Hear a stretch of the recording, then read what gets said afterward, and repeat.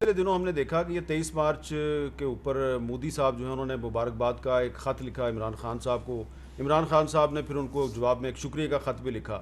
تو ٹھیک ہے، یہ تو چلتے رہتی ہیں اس طرح کی چیزیں، لیکن اگر آپ کے ہمسائے میں انڈیا جو ہے وہ ویکسین پروڈیوس کر رہا ہے تو آپ اتنی دور دور سے ویکسین جو ہے وہ امپورٹ کر رہے ہیں، تو یہ انڈیا سے بات نہیں ہو سکتی کہ بھائی تھوڑی سی ویکسین ہمیں بھی دے دیں، پیسے لے کے دے دیں، مفت تو نہیں مانگ رہے آپ سے. اچھا، جو ہمارے پاس ویکسین جو کوویکس کی آنی تھی وہ تھی جو انڈیا کے اندر بننی تھی. سیرم انسٹیٹیوٹ آف انڈیا جو ہے وہاں پر وہ بننی تھی، ہمیں سورس انڈیکیٹ کی گئی تھی کہ ہمیں وہاں سے دی جائے گی. اور جو پہلی کوویکس نے ہمیں انڈیا دیا تھا وہ دیا تھا کہ مارچ کے پہلے ہفتے کے اندر یہ ویکسین تقریباً 40 لاکھ ہمیں ویکسین وہاں سے ملنی تھی.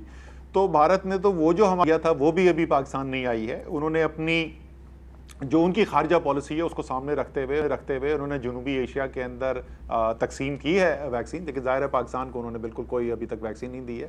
تو ہم تو کوئی دوسری تو مانگنا چھوڑیں، وہ جو ہمارے پاس کوویکس کی کمٹمنٹ تھی، جس ویکسین کے وہ انتظار میں بیٹھے ہوئے ہیں، اور اب تو 1 مہینے سے زیادہ ہو گیا ان کو انتظار کرتے ہوئے، کم سے کم بھارت ان کو وہی ویکسین دے دے تو ہمیں پاکستان کو اور پاکستان جیسے بہت سارے ممالک جو ایشیا کے اندر ہیں، افریقہ کے اندر ہیں، ان کو ویکسین مل سکتی ہے. تو یہ جو کمٹمنٹ کے باوجود ہندوستان کی طرف سے پاکستان کو ویکسین نہیں دی جا رہی، تو اس کا مطلب یہ ہے کہ وہ جو آپ کو مبارکباد کے خطوط لکھتے ہیں اور آپ کے ساتھ تاثر دے رہے ہیں کہ ہم بڑی دوستی چاہتے ہیں پاکستان سے، تو ایکچولی تو وہ آپ کو ویکسین بھی دینے کے لیے تیار نہیں ہے، تو ان کے کال و فعل میں تضاد ہے. اس وقت دیکھیں، میں صرف یہ واضح کر دوں کہ یہ جو انہوں نے کوویکس کو نہیں دی، یہ خاص طور پہ کوئی پاکستان پہ انہوں نے پابندی لگائی، اس کی وجہ سے بہت سارے ممالک کا ایشیا اور افریقہ کے اندر جو ہے نقصان ہوا ہے. تو وہ پاکستان سپیسیفک نہیں ہے. لیکن ہاں، ساتھ آپ یہ بھی کہہ سکتے ہیں کہ بہت سارے انہوں نے ممالک کو جنوبی ایشیا کے اندر ویکسین بھیجی. کیا انہوں نے پاکستان کو بھیجی؟ نہیں بھیجی.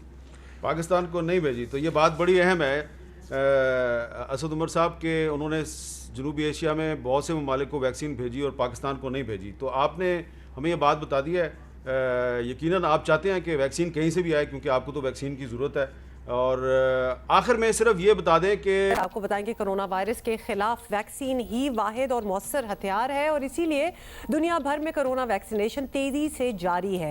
امریکہ، یورپ اور جاپان سمیت دنیا کے کئی ممالک اپنے شہریوں کو مختلف انسینٹیوز دے کر کرونا ویکسین لگوانے پر راضی کر رہے ہیں. اب یہ آپ انسینٹیوز جب سنیں گے نا تو آپ کا بھی بڑا دل چاہے گا کہ ذرا ریزسٹنس ہونی چاہیے لگوانے میں. لیکن سن لیں، کئی امریکی کمپنیوں نے ویکسین لگوانے والوں کو تنخواہ کے ساتھ $500 بونس دینے کا بھی اعلان کیا ہے، which is amazing.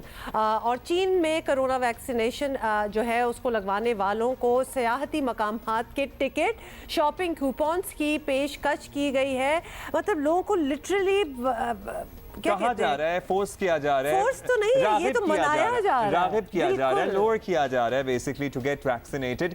انڈونیشیا میں ویکسین نہ لگوانے والوں کو 1 ماہ کی تنخواہ کاٹنے کی دھمکی دے دی گئی ہے. یہ بھی زبردست بات ہے. یہاں تو اگر ہم اپنی بات کر لیں تو یہاں بالکل ایسا معاملہ نہیں ہے، بالکل ہی الٹ ہے معاملہ. صرف ہیلتھ ورکرز اور 50 سال سے زائد افراد کے لیے ویکسینیشن کی سہولت موجود ہے. اور سربراہ NCOC اسد عمر کا کہنا ہے کہ حکومت جس ایک گروپ کے افراد کی ویکسینیشن ابھی کر رہی ہے اس میں سے بھی صرف مجھے سمجھ نہیں آتی کہ ہم کیسے مسلمان ہیں، اپنے دین کے کہہ لیں کہ کیسے پیروکار ہیں، کہ اپنی ناجائز منافع خوری کو برکت کا نام دے دیتے ہیں. لالچ سے ہماری رال ٹپکنے لگتی ہے. انسانیت، غریبوں کا احساس، رواداری، یہ سب ہمیں کتابی اور شاید بیکار باتیں لگتی ہیں. اور کتنے افسوس کی بات ہے کہ غیر مسلم ممالک میں رمضان مبارک کا احترام کرتے ہوئے مسلمانوں کے لیے چیزیں سستی کر دی جاتی ہیں، اور ہمارے ملک میں ہمارے مسلمان بھائی رمضان آتے ہی چیزوں کی قیمتوں کو آسمان پر پہنچا دیتے ہیں. افسوس کیا جا سکتا ہے. بلکہ اگر میں کہہ دوں کہ ڈوب مرنے کا مقام ہے ان لوگوں کے لیے تو غلط نہیں ہوگا، یہ تلخ جملہ نہیں ہوگا. ان کے لیے بالکل ٹھیک ہے، فٹ آئے گا کہ ڈوب مرنے کا مقام ہے ایسے لوگوں کے لیے جنہیں شرم نہیں آتی. مہنگائی ہم کرتے ہیں، ذخیرہ اندوزی، ناجائز منافع خوری سے ہم پیٹ بھرتے ہیں، اور ان لوگوں کا جن کا ہمیں احساس کرنا چاہیے ان کا خیال نہیں کرتے ہیں. اور اپنی پھر تمام جو مشکلوں کا ذمہ دار ہے ہم آرام سے 1 منٹ میں بلکہ 1 سیکنڈ میں حکومت کو قرار دیتے تھے کہ حکومت کی وجہ سے، گورنمنٹ کی وجہ سے. حکومت بھی ذمہ داری سے پہلے شوگر مافیا کے گرد جو شکنجہ ہے وہ کس دیا تھا تاکہ لوگوں کو چینی سستی مل سکے. لیکن چالاک مافیا نے حکومت کے سارے شکنجے لگتا ہے کہ توڑ ڈالیں. چینی نہ صرف مہنگی بک رہی ہے بلکہ مارکیٹ سے غائب ہو گئی ہے. اب کہاں جائے غریب؟ یوٹیلیٹی سٹور، وہاں بھی چینی کے لیے لمبی لمبی لائنیں لگ گئی ہیں. کیا غریب کی قسمت میں ہر چیز کے لیے لائن میں لگنا رہ گیا ہے؟ جب جگہ جگہ یہ منظر ہوں گے تو پھر تبدیلی پر سوال تو اٹھے گا نا کہ کہاں ہے تبدیلی.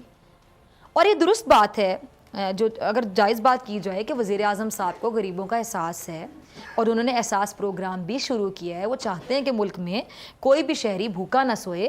پناہ گاہ، لنگر خانے جیسے پروگرام شروع کیے ہیں تاکہ غریب کا پیٹ بھر سکے. لیکن وہ متوسط طبقہ جو پہلے کسی نہ کسی طریقے سے گھر کا راشن ڈال لیتا تھا، اب اس کو وہی راشن لینے کے لیے اپنی آمدنی کے علاوہ قرض اٹھانا پڑتا ہے. وہ طبقہ کہاں جائے، کس سے فریاد کرے؟ اور یہ بات بھی درست ہے کہ ماضی کی حکومتوں کی لوٹ مار نے آج ہمیں یہ دن دکھائے ہے. لیکن اب تحریک انصاف کی حکومت ہے تو اس مہنگائی کا خاتمہ بھی تحریک انصاف کی ذمہ داری ہے. پرانوں پہ ذمہ داری نہیں ڈالی جا سکتی کیونکہ حکومت آپ کی ہے. اسی لیے مہنگائی کو حکومت کے لیے سب سے بڑا چیلنج کہا جاتا ہے، کیونکہ مہنگائی نے عوام کی کہہ دیں کہ قوت خرید 2.5 لاکھ یومیہ تک ہم انشاءاللہ پہنچ جائیں گے. اب یہ بتائیے کہ اس وقت دنیا میں کیا یہ درست ہے کہ سب سے زیادہ ویکسین جو ہے وہ انڈیا میں پروڈیوس ہو رہی ہے؟ اور انڈیا میں اگر پروڈیوس ہو رہی ہے تو انڈیا کے راستے سے پاکستان میں کتنی ویکسین آئی ہے ابھی تک؟ اچھا، دنیا میں عمومی طور پہ تو ویکسین بنانے کا سب سے بڑا سینٹر انڈیا ہے، لیکن کووڈ کی جو ویکسین ہے جو اس وقت دنیا میں سب سے زیادہ درآمد کی گئی ہے، ایکسپورٹ کی گئی ہے، وہ چائنا سے کی گئی ہے. اور مارچ کے آخر تک تقریباً 10.5 کروڑ ویکسین جو ہے وہ چائنا سے دوسرے ممالک بھیجی گئی تھی.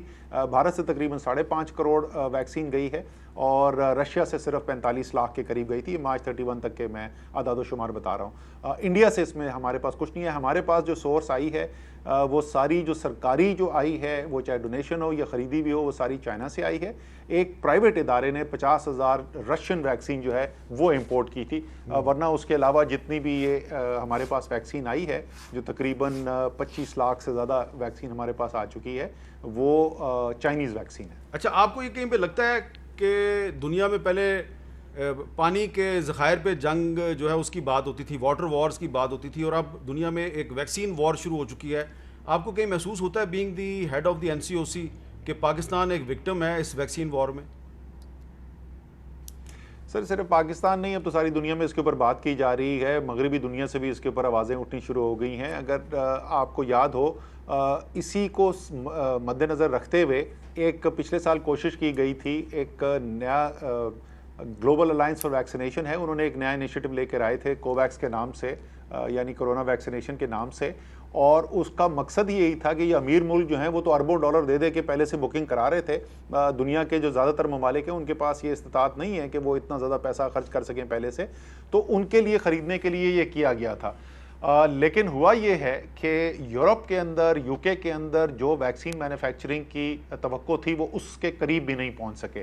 امریکہ جو ہے وہ اپنے ملک کے لیے استعمال کر رہا ہے، باقی سارے کا سارا بوجھ آ گیا چائنا، انڈیا اور یہ رشیا کے اوپر، اور رشیا سے بڑی محدود تعداد کے اندر گئی ہے، تو چائنا انڈیا کے اوپر زیادہ تر بوجھ ہے. اور امیر ملک جو ہیں وہ اپنے پاس لے جاتے رہے ہیں، اور دنیا کے وہ ممالک جو ابھی ترقی پذیر ممالک ہیں یا جو متوسط آمدنی والے ممالک ہیں، ان سب کو اس وقت مشکلات پیش آ رہی ہیں، اور اس کے اوپر اس وقت عالمی سطح کے اوپر بھی آواز اٹھائی جا رہی ہے.